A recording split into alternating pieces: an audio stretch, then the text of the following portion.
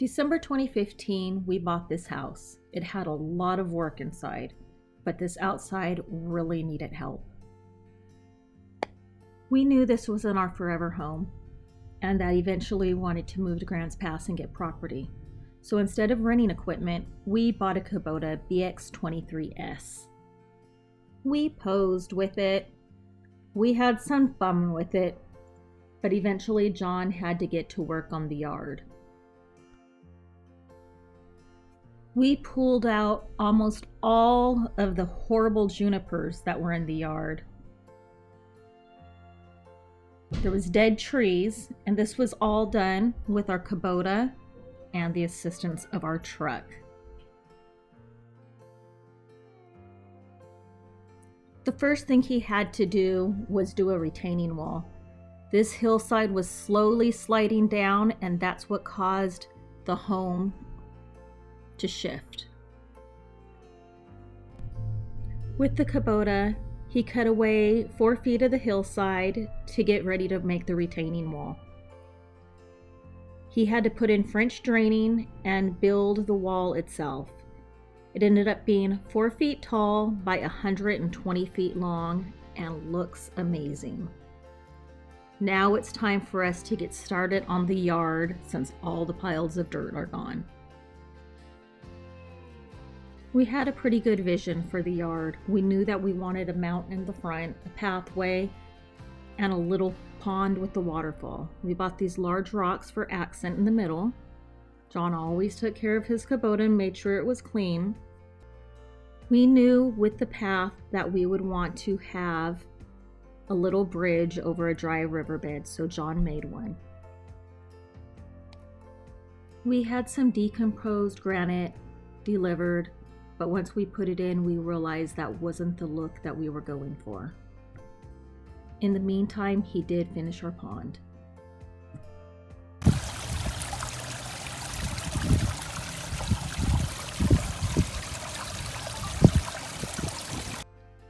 We opted to just have cement delivered because it would be the best bet for us. And we think it was the right choice because it ended up looking great.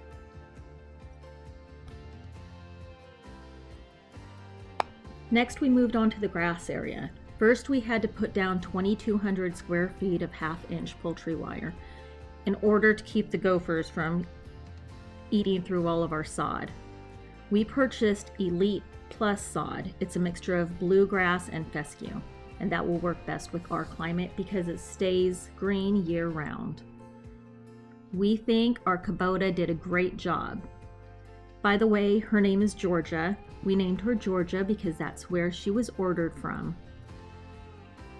And we couldn't be happier with her. But she does need a little modification to have her on a different terrain. So we'll see what John does to her next.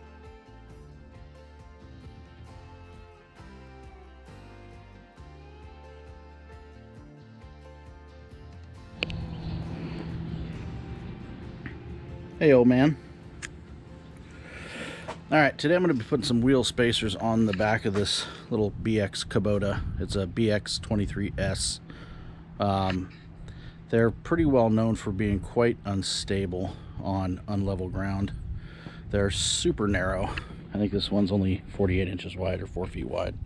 So anyways, I bought some wheel spacers for this thing off of Amazon. Actually, they're not made for this Kubota, but I believe they're made for I think it's a Ford Ranger. I'll put a link in the description below for the product that I did purchase. I looked up the lug pattern size online and found the same one that matched the vehicle. These wheel spacers for these things are like $230 or $240 for 2 wheel spacers that are actually made for this tractor. And I can, like I said, I found the same ones online for a Ford Ranger, so I'm going to try them and see if they fit. We'll see what happens.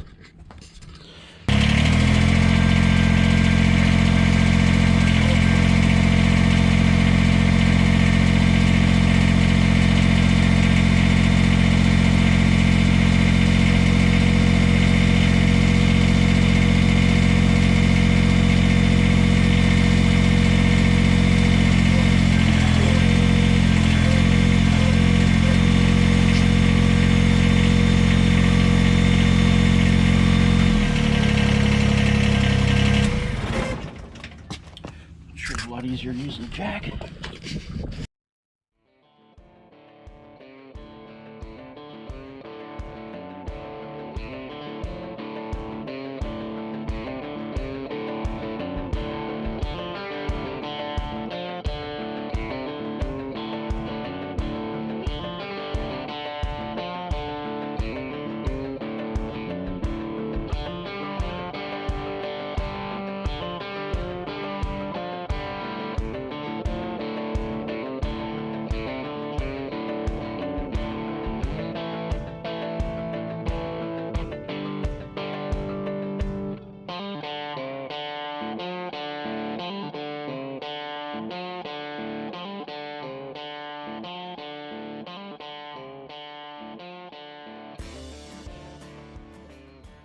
I could.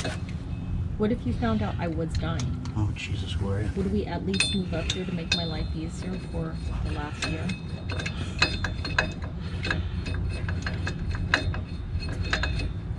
you're a pain in the ass. God, you're a pain in the ass.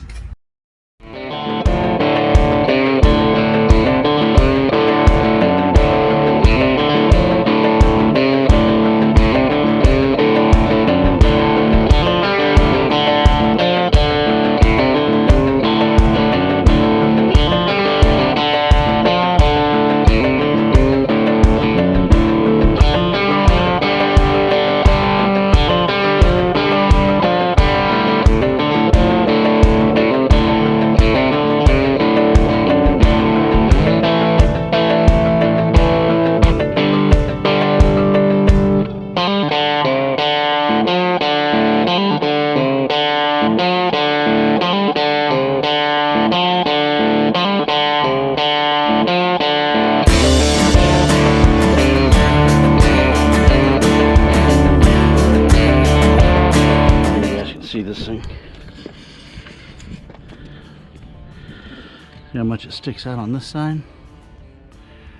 Probably about 3 inches past the fender well. And this side is stock at 1 inch past the fender well. This should work a lot better. All right, let's do this side now.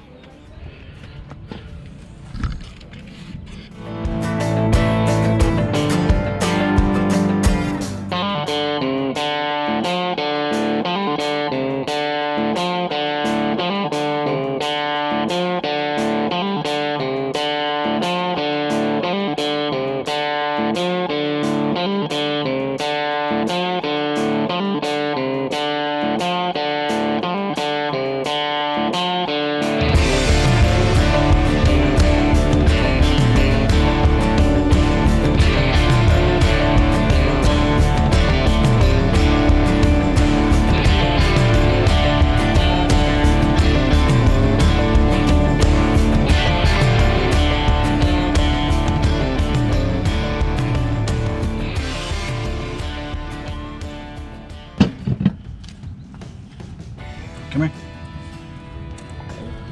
Come stand here. Let me use this gun. Okay, you put this on here. This is it. Yes. Pull the trigger right here. See the trigger? Right here. Yep. Now I'll tell you when to stop. Okay. Stop. As soon as it hits it and starts making that noise, you stop. Okay. Do it again. Do it again. I'm holding it. Go. Hit it. Hit it till it makes a noise. As soon as it makes that noise, stop. Okay. Do it again. Okay.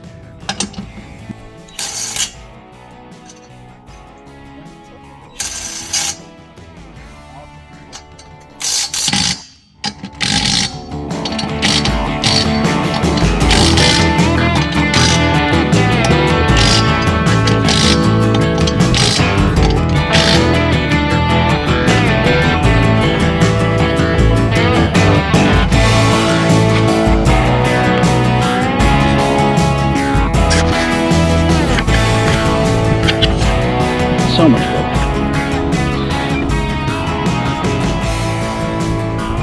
This hubs look like they work really good. Alright. Thank you for watching.